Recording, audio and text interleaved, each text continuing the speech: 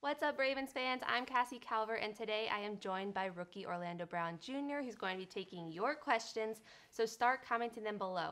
All right, we're into week 11 of your first season in the NFL. How crazy does that feel? Has it been a whirlwind for you so far? Yeah, it has.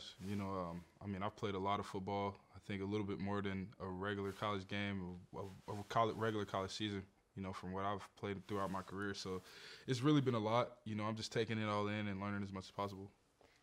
One of the things that's always really cool to me about Oklahoma is there's so many of you guys in the league, but there also is, I feel like, this special bond that not all the schools have. There's always that Oklahoma picture on the field after the games. What is that like, especially having guys like Tony and Mark here on the team with you? Yeah, it's a family. That's what that university is. That's what we bring. Very similar to Alabama, very similar to Clemson in a way.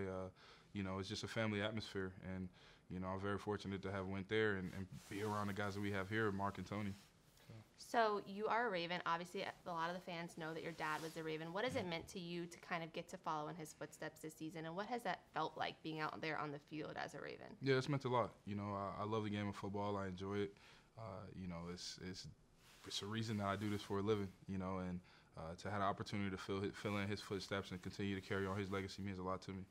Right, fans, remember you can be commenting your questions for Orlando below, and he's going to be answering them. Since we are live on Facebook, I have a social media question for you. Right. What is your favorite platform to use personally? Man, it's kind of in between Instagram and Twitter, but I'm more so on Twitter than anything. Why Twitter? Man, it's pretty funny. Just the content that you kind of get, from other people. And I've been fortunate to live. I've lived in Maryland. I've lived in Atlanta.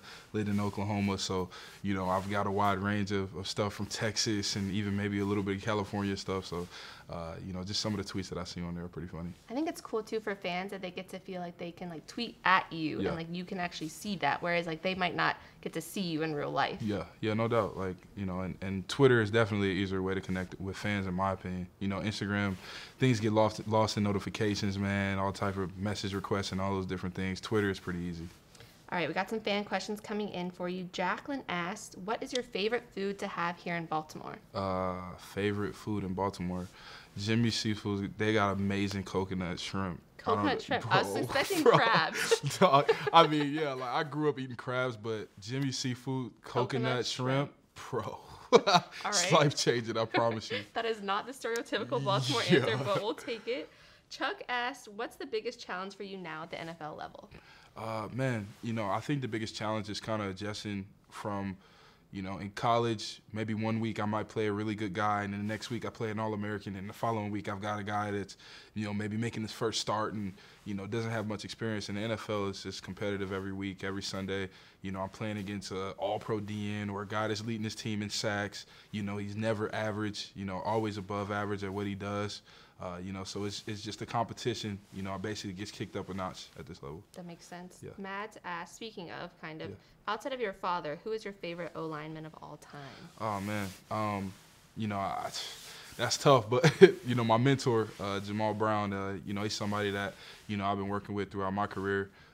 His game, I can't necessarily model it after him just because he's, so much a better athlete than me. But just watching the tenacity that he played with is just kind of like what's helped me and form me into a certain type of player. So on the other side of the line, Ashton asked, who's the toughest player you've had to face in the NFL? Oh, man, in the NFL, TJ's really good. TJ Watt, Cameron Wake. Those two are really good, and Cam Jordan too. So I haven't played any slouches. I don't think I have. So It's been a welcome to the NFL for you. Absolutely. Yeah, it's been a heck of a 3-game stretch. So. Robert asked, what team are you looking to play against? Looking forward to, I guess. Yeah. I honestly couldn't tell you that far in the schedule. I look forward to playing in Atlanta, though. Just that being somewhere where I graduated high school, and obviously they've got a ton of talent up front, and it's going to be a challenge for us. But that's way down the line. So we hope we're there twice. Yes, yeah. Jacqueline asked, "What's the last song you listened to on your playlist?" Oh man. Pregame. What gets you hype? My last pregame song. That's tough. It just kind of depends. Typically, like I can tell you, Rick Ross "Hustlin'" is on there, and Pastor Troy "Vice Versa." Not many people will know what that is, but it just kind of means a lot to me because it's something my dad used to play. On the way to my games in middle school. That's really special. Yep. That's cool. It's different. I like it. Yep. Jason asked, what emotional feeling went through your body when the Ravens called your name? So when you saw Ozzy on the phone. Yeah. Oh, man. I mean, I was just kind of all over the place mentally because, you know, I've got sisters that live here, and I got one sister that lives in Randallstown. So when the phone rang, I didn't have anybody's number saved, so it said Randallstown, Maryland. And, you know, I was just thinking somebody's got to be playing on my phone, or it's my sister, bad timing. She's like 10 or 11 years old. So, you know, it was just like super weird. But, you know, my emotions were all over the place. And when I found out it was Ozzy, man, I was excited. You got to tell people, like, do not call my phone. Yeah. Like, you can't fake somebody out like man. that. Coach Riley called me like 2 or 3 times during the draft. Like, I was just like, okay, man. Do you jump every time the phone rings? Absolutely. Yeah. That's crazy. Christopher said, I like this one. What's the best thing about playing for the Ravens? Oh, man.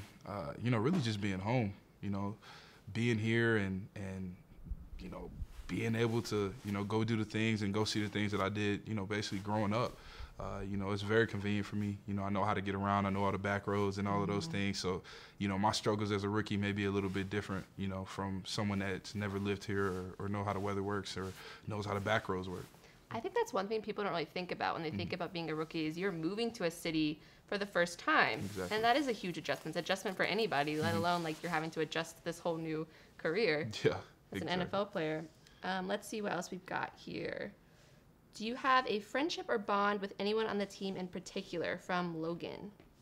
You know, obviously Mark, you know, that's a guy I came into college with. You know, we graduated high school the same year. We redshirted together, redshirt freshman All-American together, sophomore All-Americans, redshirt juniors. Then we get drafted, you know, 3 picks away, you know. So he's kind of naturally became family, you know, over time. And, you know, his mom's like practically like my mom and, you know, vice versa. So, you know, man, he's definitely somebody I think I've bonded with and, you know, definitely like one of my best friends. It's a good thing you guys get along. Because if you were that close through every step of your life, it might get a little annoying. Yeah, no doubt, no doubt. Kevin asked, so he said, hey, Orlando, how do you feel about the nickname Hercules? Zeus. No, bro. No, man. Because your dad was Zeus and Hercules? Yeah, people used to try to call me, like, Big Herc. But, no, I'd rather, Zeus. Yeah, you can just call me Zeus or Obi, whichever one. Matt asked, who's your biggest role model on the team? Sorry. Biggest role model. You know, man, it's really a toss-up. But, you know, just first off, starting with the veteran guys in my room with, you know, James Hurst and Marshall Yonda, you know, what they've done for me, man, you know, I can't even put into words how much they've meant to, you know, my success and, you know, the way that I've been able to, you know, grab onto the playbook and learn as much fundamentals as I can because, you know, although, you know, we've got a good offensive line coach and Coach D, you know, those two, man, they've played a lot of ball. You know, they've been around it. So, you know, they may know a few tricks here and there. And I just soak in as much as possible. And, you know, I'm still learning. I still got a long ways to go. But, you know, those two specifically, man, they've been so much of a help to me. And Ronnie, too. That's awesome. Jonathan asked, what's your favorite food spot in Baltimore? Favorite? Man, I probably gonna go with Jimmy's. That's coconut shrimp at Jimmy's. But yeah, that's definitely where I'm at with it. All right, we'll take one more question. We've got Jacqueline asking, do you have any rituals you do before a game? Yeah. Super weird, but like I always hit a prayer, like basically in like the north end zone, like to the left.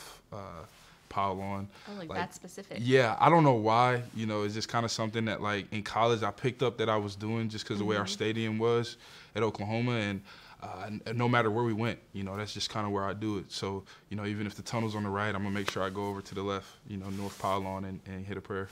Specifically north, like do you have a compass? Yeah, or, like, how do you know I don't know. I mean, like I don't know how to explain it, but look up based on where the sun is. Yeah, just like if I'm standing in the middle of the 50-yard line and this is, you know, 100 yards, like I'm telling you, I'm praying at that left pile. I don't know why, but it just kind of goes like that. I don't know, superstitious about it. But I'll take it. Yeah. Is there any message you want to share with our fans before we sign off about Sunday's game? Oh, man, you know, just thank y'all for supporting, and we're going to need you on Sunday. You know, let's get rowdy. What he said. All right, guys, we'll see you there on Sunday. Thanks for joining us.